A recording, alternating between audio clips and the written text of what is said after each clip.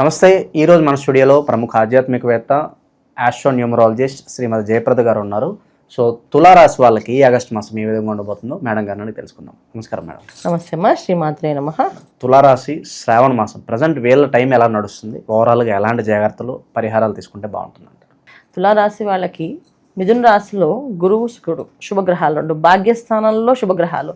So అందువల్ల ఏంటంటే ప్రతి విషయము వీళ్ళకి ఒక వడ్డించిన విస్తరిలాగా వీళ్ళకి ముందుకు వస్తుందన్నమాట. ఒక ప్లేట్ వాళ్ళు తిన్నవే ఆలస్యం.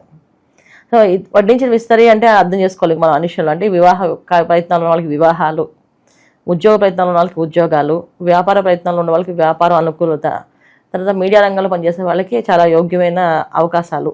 అంటే ఒక డైరెక్టర్కి ఫిల్మ్ తీసే అవకాశము, ఒక హీరోకి సినిమాలో యాక్ట్ చేసే అవకాశము, ఒక హీరోయిన్గా చేసే అవకాశము, ఒక యాంకర్కి ఒక మంచి గుర్తింపు, అంటే మంచి సక్సెస్ఫుల్ ఇంటర్వ్యూ వస్తే ఆ గుర్తింపు బాగా వస్తుందని చెప్తుంటే అలాంటి ఇంటర్వ్యూస్, ఇలాంటి వడ్డించిన ఇస్తారంటే మరి దీంట్లో మనం ఏమైనా చేర్చుకుంటూ వెళ్ళాల్సిందే. సో విద్యార్థులకి మంచి ఉద్యోగం, మంచి విద్యా అవకాశము, విదేశాలు చదువుకునే వాళ్ళకి మంచి అవకాశాలు, అలాగే ఉద్యోగస్తులకి, వ్యాపారస్తులకి, ప్రతి ఒక్కరికి మంచి మంచి అవకాశాలు వచ్చే అవకాశం ఎక్కువగా ఉంటుంది. ముఖ్యంగా తల్లిదండ్రుల నుంచి కానీ స్థిరాస్తుల గురించి కానీ వీళ్ళకి ఎప్పటి నుంచో కోర్టులో సమస్యలు ఉండి ఆ ఆస్తులు వీళ్ళకి వస్తాయి రావా అనుకునే వాళ్ళకి ఈ శ్రావణ మాసంలో ఆ ఆస్తి వీళ్ళకి వచ్చే అవకాశం ఖచ్చితంగా ఉంది. ఇంకా స్థలము, ఇల్లు, భూమి ఎవరైనా కొనాలి అనుకుంటే అది ఈ శ్రావణ మాసంలో కొంటే వీళ్ళకి ఇది అక్షయం అవుతుంది.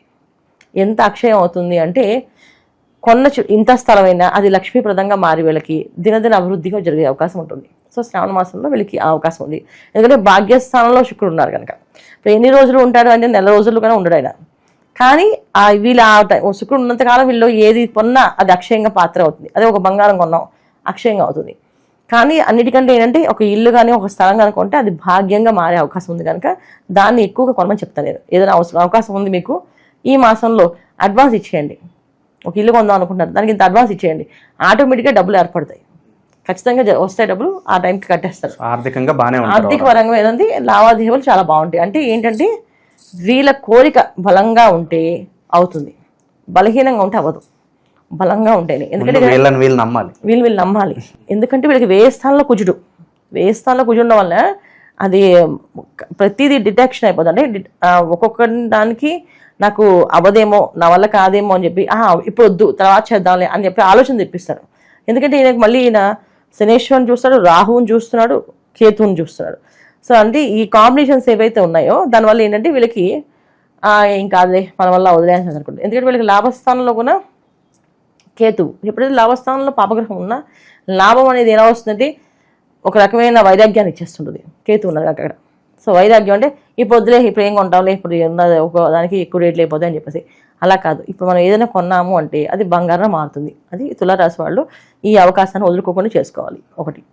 రెండోది, వీళ్ళకి అన్నిటికంటే ముఖ్యమైనది విషయం ఏంటంటే సంతానం ఒక గొప్పతనం. అంటే సంతానం ఒక యోగ్యం. అంటే వివాహం కాలేదు వివాహం అవుతుంది, వాళ్ళకి ఉద్యోగం కావాలనుకున్న ఉద్యోగం అవుతుంది, విదేశాలు వెళ్ళి సెటిల్ అవ్వాలంటే విదేశాలకు సెటిల్ అవుతారు. సో సంతాన విషయంలో మంచి ఫలితాలు, మంచి శుభవార్తలు వినే అవకాశం ఉంది. సో ఒక చెప్పాలంటే వీళ్ళకి భాగ్యాధిపతి భాగ్యస్థానంలో ఉన్నారు కనుక సంతాన అభివృద్ధి కూడా ఉంటుంది, సంతాన వృద్ధి కూడా ఉంటుంది, సంతాన భాగ్యం కూడా ఉంటుంది. ఇవి కూడా అవకాశాలు ఎక్కువగా ఉంటాయి అన్నమాట.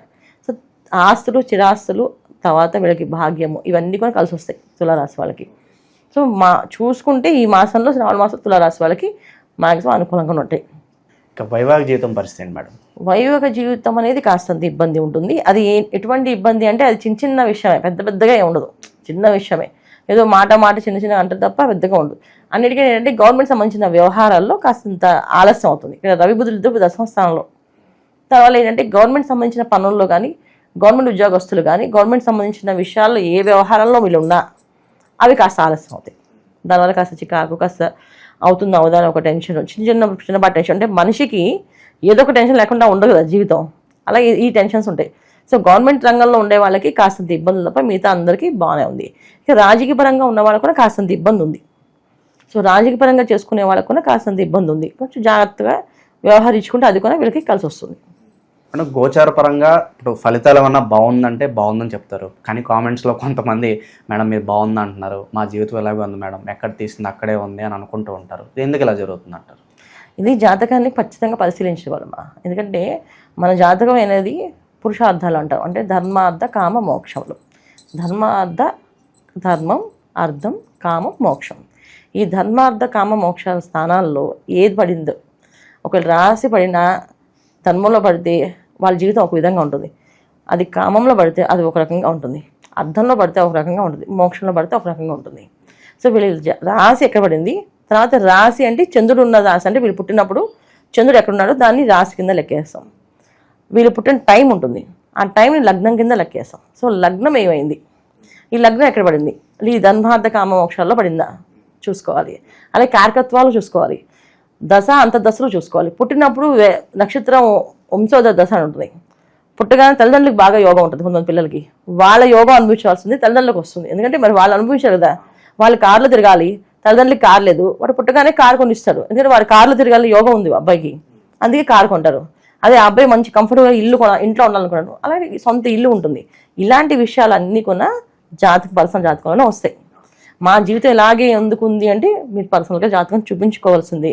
చూపిస్తేనే మీరు పూర్వజన్మ ఏం చేశారు, అసలు ఈ జన్మ ఎందుకు తీసుకున్నారు, ఈ జన్మలో మీరు ఏం చేయాలనుకుంటున్నారు, అది భగవంతుడు నిర్ణయించి వస్తారు. ప్రతి ఒక్క మనిషి భూమి మీద రావడంతో ఒక ఆశయంతో వస్తారు. ఆ ఆశయం అనేది ఏంటి అనేది తెలుసుకోవాలి. అలా తెలుసుకోవాలంటే మన జాతకం చూసుకోవాల్సింది. అంతేగాని మన గోచార ఫలితాలు మన పర్సనల్ జాతకానికి ఎప్పుడు కూడా అంటే పర్ఫెక్ట్గా మ్యాచ్ అవుతాయని కాదు. ఒక్కొక్కసారి ఏంటంటే ప్రకృతి మనకి సహకరిస్తుంది. గోచార ఫలితాల్లో అనుకూలంగా ఉంటే మన జాతకంలో ప్రతికూలంగా ఉన్నప్పటికీ కూడా ప్రకృతి మనకు సహకరిస్తుంది. ఇప్పుడు నాకు తినే యోగం లేదనుకోండి, సరే పక్క వాళ్ళు తినే యోగం పెట్టే నేను అవకాశం ఉంటుందా, నేను అన్నం పెట్టగలుగుతాను. చాలామంది డైటింగ్ అని చెప్పి తినడం మానేస్తున్నారు పాపం, ఓన్లీ మన జ్యూసులు ఫ్రూట్స్ తాగుతున్నారు. వాళ్ళు తినే యోగం ఉంది కదా వాళ్ళకి, శుభ్రంగా తెలుసుకునే వాళ్ళు ఆయన ఎందుకు డైటింగ్ చేస్తారు, అది వాళ్ళ జాతకంలో ఉండే అర్థం అన్నమాట. అంటే వాళ్ళ జాతకంలో కర్మ అనుభవించాలి. ఇన్ని రోజులే బియ్యం గింజలు తినాలని రాసింది, అన్ని రోజులు బియ్యం తినేస్తే ఆపేస్తారు, మిగతా ఆహారాలు తింటుంటారు. ఇలా ప్రతిదీ కూడా మన జీవితాన్ని జాతకాన్ని ముడివేసుకుని చూసుకుంటూ ఉంటే రైట్ అండ్ రాంగ్ తెలుస్తుంటుంది ఎప్పుడు కూడా. ఓవరాల్గా ఈ మాసంలో ఎలాంటి పరిహారాలు తీసుకుంటే బాగుంటుంది అంటారు ఈ రాశి వాళ్ళు ఓవరాల్గా? తులారాశి వాళ్ళు ఈ మాసంలో చక్కగా శుక్రవారం సాయంకాలం లక్ష్మీ అమ్మవారికి జాజి పూలతో అర్చన, అంటే సన్నజాజి పూలు కానీ, విరజాజి పూలు కానీ, మల్లె పూలు కానీ, లేకపోతే కలవ పూలు కానీ, ఈ పూలతో 108 పువ్వులతో అమ్మవారికి అష్టోత్తరం చేస్తే చాలా విశేష ఫలితం ఉంటుంది. చేయగలిగిన వాళ్ళు చక్కగా చేయండి. ఒకవేళ మాకు అందుబాటులో చేయలేము, మారేడు దళాలతో చేయండి. అవి కూడా అందుబాటులో లేవు అనుకుంటున్నారు, ఇంట్లో కుంకుమ అర్చన చేయండి అమ్మవారికి. ఎందుకంటే అందరికీ ధనం ఉండాలని అవకాశం ఉంటుంది, ఉండకపోవచ్చు. సో పూలు అనేవి చేస్తే చాలా విశేష ఫలితము. పూలతో కాకపోతే కనీసం కుంకుమ అర్చన చేయండి. ప్రతి శుక్రవారం సాయంకాలం 6 గంటలకి కరెక్ట్గా లక్ష్మీ అమ్మవారికి లక్ష్మీ అష్టోత్తరం చేయండి. ఈ 4 వారాలు 5 వారాలు వస్తుంది మనకి శ్రావణ మాసంలో. 5 వారాలు కుదిరితే 4 వారాలు లేదా 3 వారాలు మీ ఇష్టం. ఒక్క వారం విన్నా సరే మీరు ఈ వీడియోని ఖచ్చితంగా చేయండి, కలిసి వస్తుంది బాగా. ఏ పని చేసినా కూడా సక్సెస్ఫుల్గా పూర్తవ్వాలనే మొదలు పెడుతూ ఉంటాం. మనం మొదలుపెట్టిన పని పూర్తవడానికి, ఆ పనుల్లో అనుకూలత రావడానికి ఏదన్నా మంత్రం కానీ ఇన్స్టెంట్ రెమెడీ కానీ ఏదన్నా ఉంటుందా? ఖచ్చితంగా ఉంటుంది. అయితే మనం పెద్దవాళ్ళు చెప్పిన మాటల ప్రకారం వెళ్తే పూర్వం చెప్పినట్టు వాళ్ళు ఏదైనా అనుకుంటే గణపతి తలుచుకుని చేయండి అలా పనులు అనేవాళ్ళు. ఇవాళ అసలు ఏం అనుకోవట్లేదు, జస్ట్ అలా చేసేస్తాం. ఇది అనుకున్నాం అని చెప్పేసి ఏదో ఫోన్లో అప్పటికప్పుడు అసలు మరి దానికి డబ్బులు ఇచ్చేటప్పుడు కూడా ఇప్పుడు ఫోన్లో జస్ట్ స్కాన్ చేసి ఇచ్చేస్తాం. డబ్బులు వాల్యూ కూడా తెలియట్లేదు కదా, డబ్బు అలా వెళ్ళిపోతుంది లక్ష్మీదేవి. కానీ మనం ఏదైనా కావాలన్నప్పుడు ఒకసారి వస్తువు కానీ పని కానీ ఏదైనా చేసేటప్పుడు జస్ట్ ఒక డబ్బులు ఇస్తున్నాం అంటే డబ్బులు పట్టుకొని మళ్ళీ ఈ డబ్బులు 10 ఇంతలో తిరిగి నా దగ్గర రావాలి అని చెప్పి గణపతికి ఫస్ట్ నమస్కారం చేసుకోవాలి. ఓం గం గణపతే నమః, స్వామి ఈ డబ్బు 10 ఇంతలు తిరిగి నా దగ్గరికి వచ్చేలాగా అనుగ్రహించు అని చెప్పి ఖర్చు పెట్టాలి. అప్పుడు పనులు విఘ్నాటంగా లేకుండా ముందుకెళ్తుంది. లేదంటే విఘ్నాటంగా వస్తాయి. లేదా గణపతికి కాస్త అక్షింతలు వేసి దండం పెట్టుకొని బయటికి వెళ్ళేటప్పుడు కూడా కనీసం గణపతి మన దేవుడి దగ్గర దండం పెట్టుకుంటాం. లేదు మన హాల్లో ఒక పోస్టర్ పెట్టేలాగా గణపతిది, వెళ్ళేటప్పుడు కాస్త ఆయనకి నమస్కారం చేసి స్వామి మనం వెళ్ళొస్తాం అని చెప్పి వెళ్తే ఆ పని విఘ్న ఆటంకాలు లేకుండా జరుగుతుంది దిగ్విజయంగా. సో ఓవరాల్గా తులారాశి వారి పరిస్థితి ఈ శ్రావణ మాసం ఏ విధంగా ఉండబోతుందో మీ మాటలు అద్భుతంగా వివరించారు. ధన్యవాదాలు మేడం. నమస్తే అమ్మ. శ్రీమాత్రే నమః.